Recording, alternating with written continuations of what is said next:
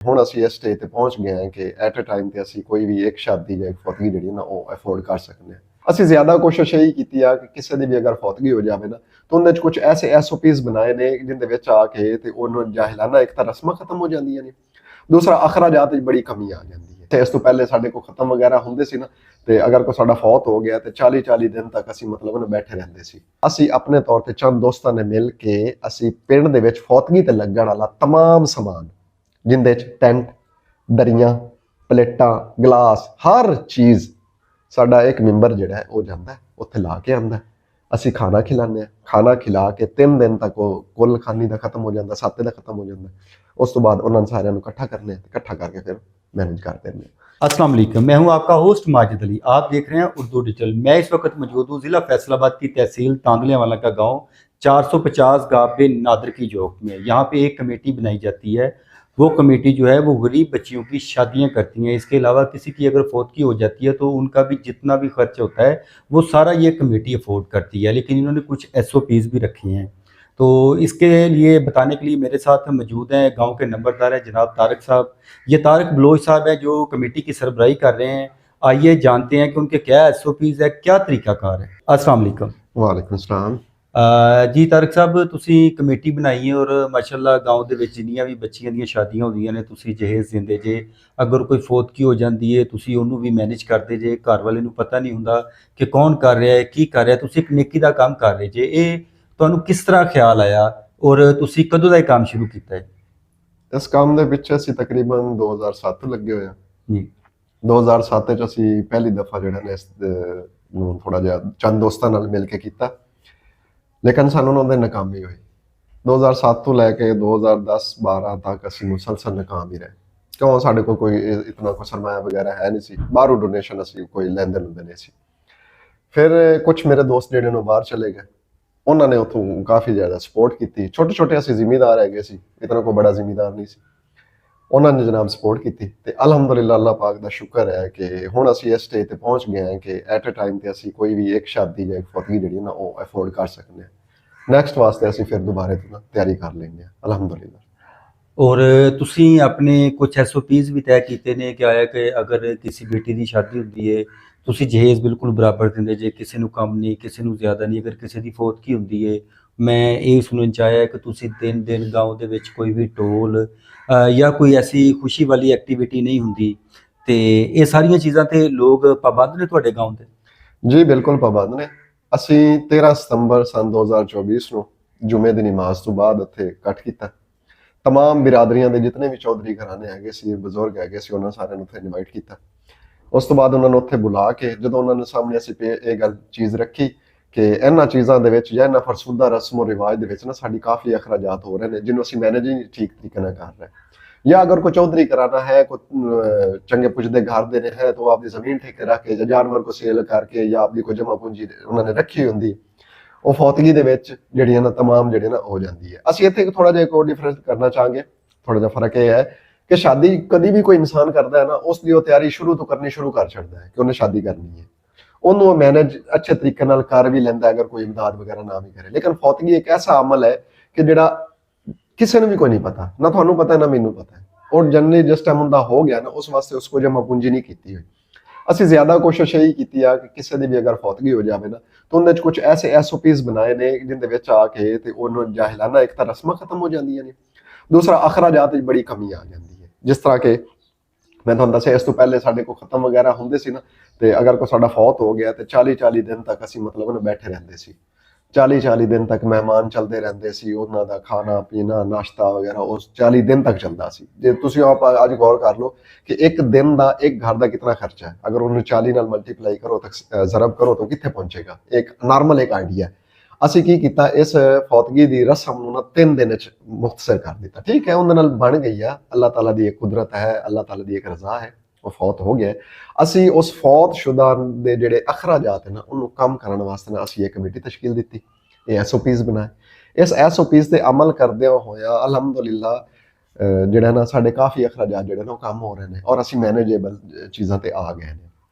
SOPs ਦੀ ਜਿਹੜੀ ਸਭ ਤੋਂ ਮੇਨ SOP ਹੈ ਨਾ, ਜਿਹੜੀ ਸਾਰੀ ਇਫੈਕਟ ਕਰਦੀ ਸੀ ਸਾਡੇ तमाम ਘਰਾਂ ਤੇ, ਉਹ ਸਭ ਤੋਂ ਪਹਿਲੀ ਇਹ ਸੀ ਕਿ ਖਾਣਾ ਕਿ ਫੌਤਗੀ ਦਾ ਖਾਣਾ ਕਿਸ ਤਰ੍ਹਾਂ ਹੋਣਾ ਚਾਹੀਦਾ ਹੈ। जी जी ਅਸੀਂ ਸਰ 2022 ਔਰ 23 ਦੇ ਵਿੱਚ ਅਸੀਂ ਇੱਕ ਖਾਣਾ ਡਿਵਾਈਡ ਕੀਤਾ ਕਿ ਅਸੀਂ ਨਾ ਹਲੀਮ ਦੇਣਾ ਸ਼ੁਰੂ ਕੀਤਾ। ਉਹ ਸਾਡਾ ਨਾ ਥੋੜੀ ਦੇਰ ਚੱਲਿਆ, ਕਿਉਂ ਹਰ ਪਿੰਡ ਦੇ ਵਿੱਚ ਚੌਧਰੀ ਘਰਾਣੇ, ਮਾਫੀਆਜ਼ ਜਾਂ ਕਮ ਅਜ਼ ਕਮ ਘਰ ਦੀਆਂ ਔਰਤਾਂ ਜਿਹੜੀਆਂ ਉਹ ਇਸ ਚੀਜ਼ ਦੇ ਖਿਲਾਫ ਸੀ। ਅਸੀਂ ਫਿਰ ਉਹਨੂੰ ਨਾ ਤਕਸੀਮ ਕਰ ਲਿਆ। ਅਸੀਂ ਸਾਰੇ ਦੋਸਤ ਬੈਠੇ, ਜੁਮੇ ਦੀ ਨਮਾਜ਼ ਤੋਂ ਬਾਅਦ ਮਸਜਿਦ ਵਿੱਚ ਇਕੱਠ ਹੋਇਆ।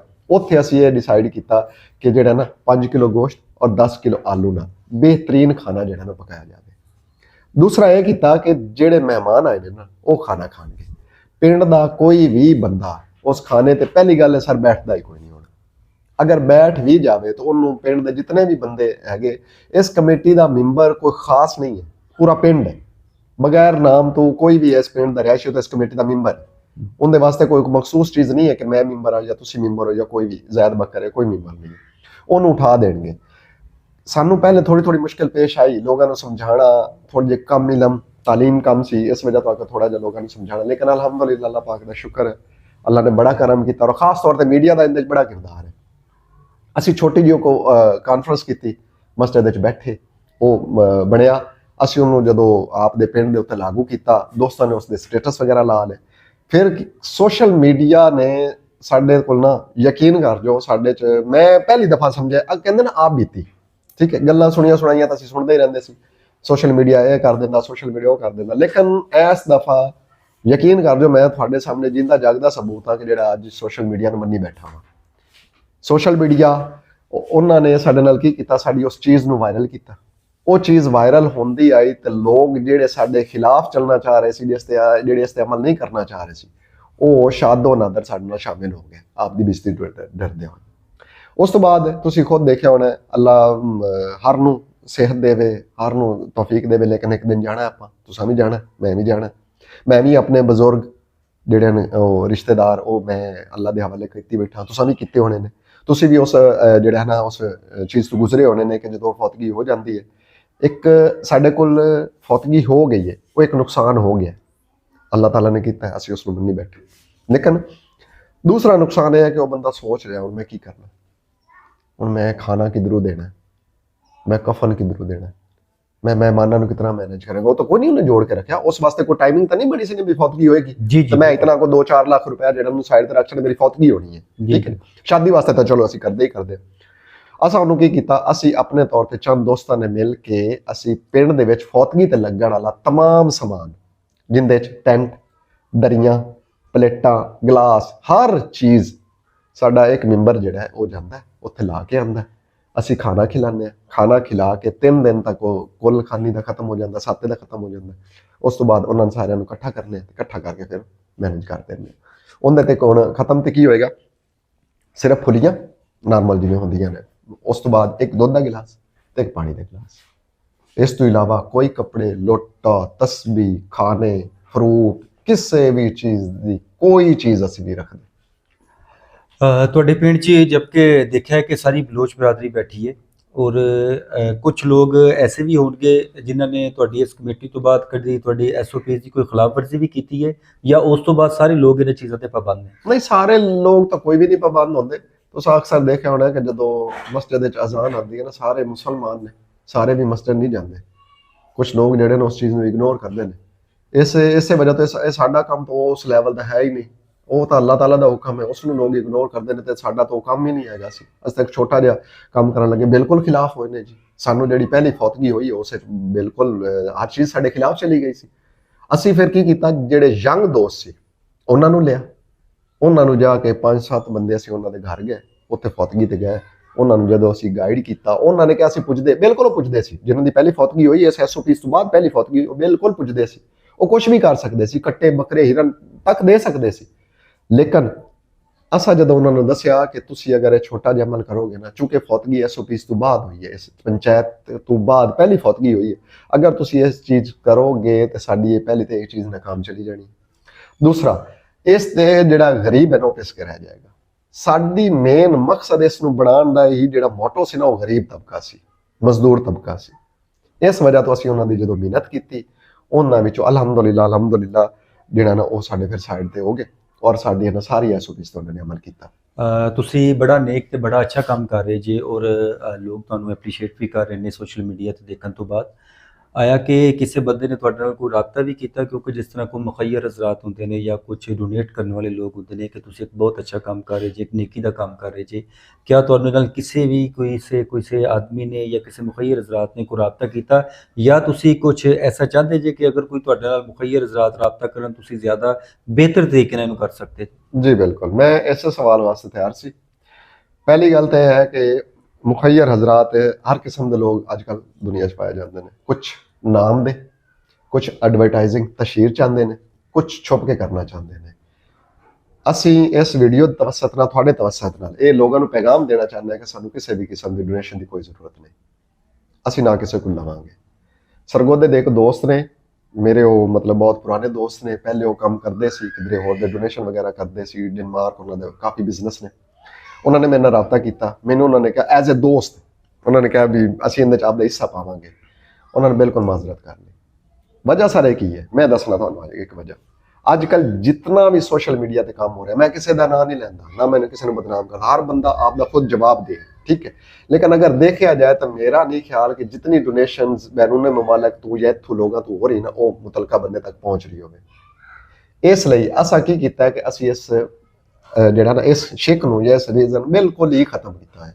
ਸਾਨੂੰ ਕਿਸੇ ਵੀ ਕਿਸਮ ਦੀ ਕਿਸੇ ਵੀ ਚੀਜ਼ ਦੀ ਕੋਈ ਡੋਨੇਸ਼ਨ ਨਹੀਂ ਚਾਹੀਦੀ। ਹਾਂ, ਕੀ ਮਦਦ ਚਾਹੀਦੀ ਹੈ? ਬਿਲਕੁਲ ਮਦਦ ਚਾਹੀਦੀ ਹੈ। ਮਦਦ ਇਹ ਚਾਹੀਦੀ ਹੈ ਕਿ ਜੋ ਸਿਸਟਮ ਅਸੀਂ ਇੱਥੇ ਆਪਣੇ ਤੌਰ ਤੇ ਲਾਇਆ ਹੈ, ਆਪਣੀ ਮਦਦ ਆਪ ਦਿੱਤਾ ਹੈ, ਇਹੀ ਸਿਸਟਮ ਤੁਹਾਡੀ ਵੀਡੀਓਜ਼ ਜਾਂ ਤੁਹਾਡੀ ਜਿਹੜੀ ਤਸ਼ਹੀਰ ਦੇ ਮੁਤਾਬਿਕ ਤੁਹਾਡੀ ਆਵਾਜ਼ ਬਣ ਕੇ ਤੁਹਾਡੇ ਸੋਸ਼ਲ ਮੀਡੀਆ ਅਕਾਊਂਟ ਤੋਂ ਉਹ ਸਾਰੇ ਆਪਣੇ ਆਪ ਲਗਾਓ। ਉਦੋਂ ਅਸੀਂ ਕਹਾਂਗੇ ਕਿ ਤੁਸੀਂ ਵਾਕਈ ਸਾਡੀ ਮਦਦ ਕਰ ਛੱਡੀ। ਇਸ ਤਰ੍ਹਾਂ ਅਗਰ ਕੋਈ ਸਾਡਾ ਬੰਦੇ ਨਾਲ ਸਾਡੀ ਮਦਦ ਕਰਨਾ ਚਾਹੁੰਦਾ ਹੈ ਤਾਂ ਸਾਨੂੰ ਕਿਸੇ ਕਿਸਮ ਦੇ ਪੈਸੇ ਦੀ ਕੋਈ ਜ਼ਰੂਰਤ ਨਹੀਂ ਹੈ। ਅਲਹਮਦੁਲਿਲਾ, ਅੱਲਾਹ ਤਾਲਾ ਦਾ ਬੜਾ ਇਹਸਾਨ ਹੈ, ਬੜਾ ਕਰਮ ਹੈ, ਅਸੀਂ ਥੋੜਾ ਤੋਂ ਮੈਨੇਜ ਕਰ ਲੈਂਦੇ ਹਾਂ। ਸਾਡੇ ਇਤਨੇ ਕੋਈ ਬੜੇ ਜ਼ਿਆਦਾ ਅਖਰਾਜਾਤ ਵੀ ਨਹੀਂ ਹੈਗੇ, ਛੋਟੇ ਜਿਹੇ ਮੈਨੇਜ ਅਸੀਂ ਬਿਹਤਰੀਨ ਤਰੀਕੇ ਨਾਲ ਮੈਨੇਜ ਕਰ ਲੈਂਦੇ ਹਾਂ। ਅਸੀਂ ਇਹ ਚਾਹੁੰਦੇ ਹਾਂ ਕਿ ਅਗਰ ਤੁਸੀਂ ਵਾਕਈ ਸਾਡੀ ਮਦਦ ਕਰਨਾ ਚਾਹ ਰਹੇ ਨੇ, ਮੁਖੱਯਰ ਆਜ਼ਾਦ ਕਰਨਾ ਚਾਹ ਰਹੇ ਜਾਂ ਕਰਨਾ ਚਾਹ ਰਹੇ ਨੇ, ਉਹ ਆਪਣੇ ਤੌਰ ਤੇ ਜਿੱਥੇ ਉਹਨਾਂ ਦਾ ਇਖਤਿਆਰ ਹੈ ਉੱਥੇ ਸਾਡੀ SOPs ਲਾ ਛੱਡੋ, ਸਾਡੇ ਨਾਲ ਰਲਦੇ ਮਿਲਦੇ ਸਾਡੇ ਪਿੱਛੇ ਪਿੱਛੇ ਟੁਰ ਪਾਓ, ਆਪ ਖੁਦ ਦੇ ਕਰਨ ਲੱਗ ਪਾਓ। ਅਸੀਂ ਸਮਝਾਂਗੇ ਕਿ ਤੁਸੀਂ ਸਾਡੀ ਮदद कर छड़ी। जी, ये थे जनाब तारक साहब जो गांव के नंबरदार थे। इनके लिए सिर्फ मैं यही कहना चाहता हूँ, शेवा नहीं है अपना मफादात की तलाश, हम खिदमत इंसान का अज़म लेके आए हैं और ये इंसानों की खिदमत का अज़म लेके आए हैं। अल्लाह ताला इनको इसमें कामयाब करे। माजिद अली कैमरामैन के साथ, फैसलाबाद, उर्दू डिजिटल।